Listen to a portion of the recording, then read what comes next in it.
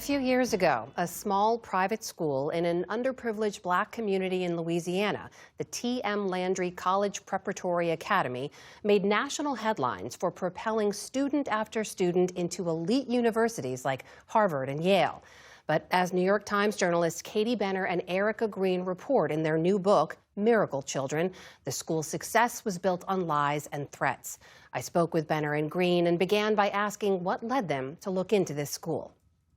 It was very unusual because I was covering the Justice Department at the time, but Eric and I had both seen the viral videos when they were on all over social media, and like everybody else in the country, we were so excited about these students getting into Harvard and Princeton and Stanford, Yale, etc. And part of the reason we were excited about it is because they were black students just achieving the highest heights.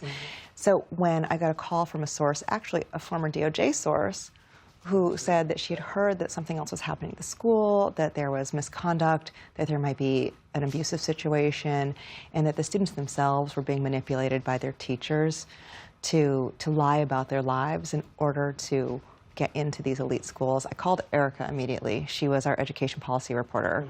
And I said, I think this is a real story. You would know better, though. You cover education, but this feels like it's the kind of story that tells us a lot about race in America.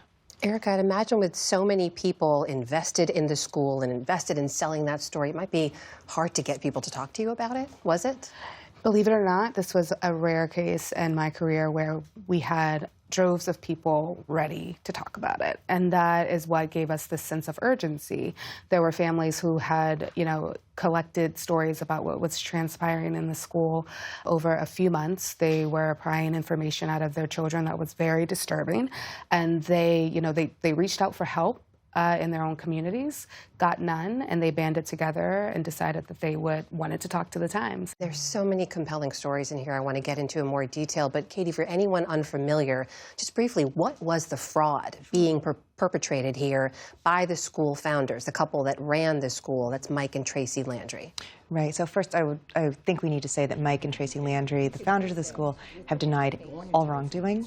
So all of our reporting in the book and the original New York Times story is based on legal documents, court records, police records, and the interviews with students that corroborate one another. But what the students had been forced to do was to lie about their lives and to lean into really negative stereotypes about Black America on their college applications, to say that they had been homeless, that their parents had been addicted to drugs, and all sorts of other really terrible things, because Mike and Tracy told them that's what white admissions officers wanted from Black people.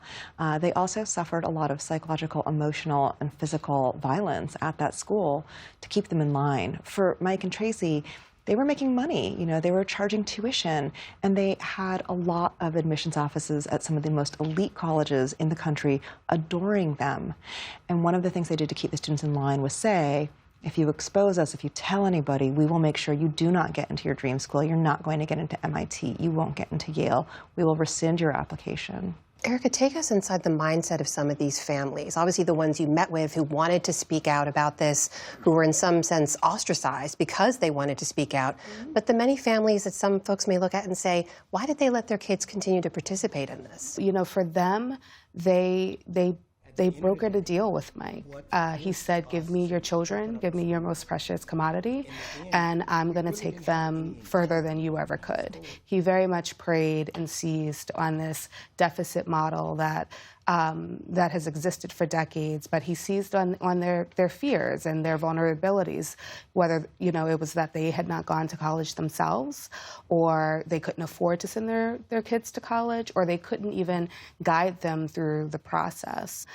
So he really did just hit every vulnerability that they had as working class, predominantly Black families in a very low-income part of one of the poorest states in the country. At the end of the day, they were seeing results. They saw the viral videos that were being eaten up by celebrities, by the First Lady of the United States. So, it's not like it was, just a gamble. It was an equation. I mean, it was your article for the New York Times that blew it all up, that called attention to this. But Katie, the book really grounds it, not just in what happened and in more storytelling and in more perspectives, but in the historical context. Why is that necessary here? I think that we have to understand that The country has fought, oftentimes in schoolhouses, about whether or not it wants to have a racial hierarchy or not. Education is one of the most powerful tools to allow us to widen the circle of who gets to be an American or to close it off.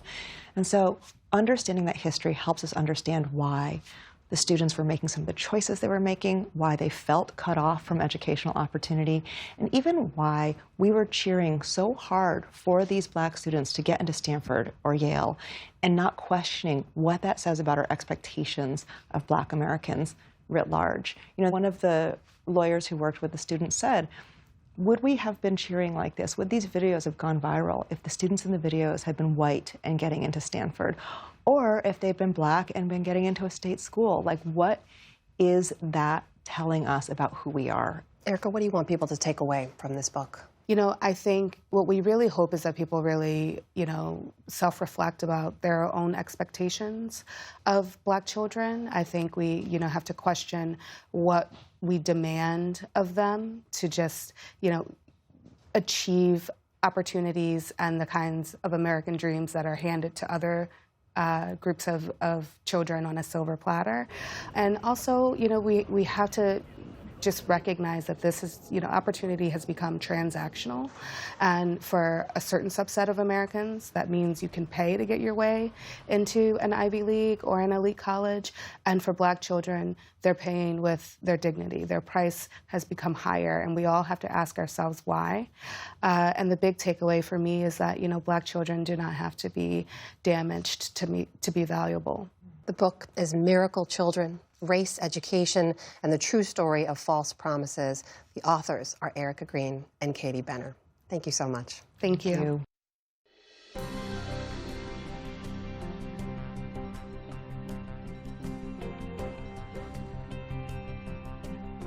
Hey, just a minute before you move on, I want to say thank you for watching and for supporting us.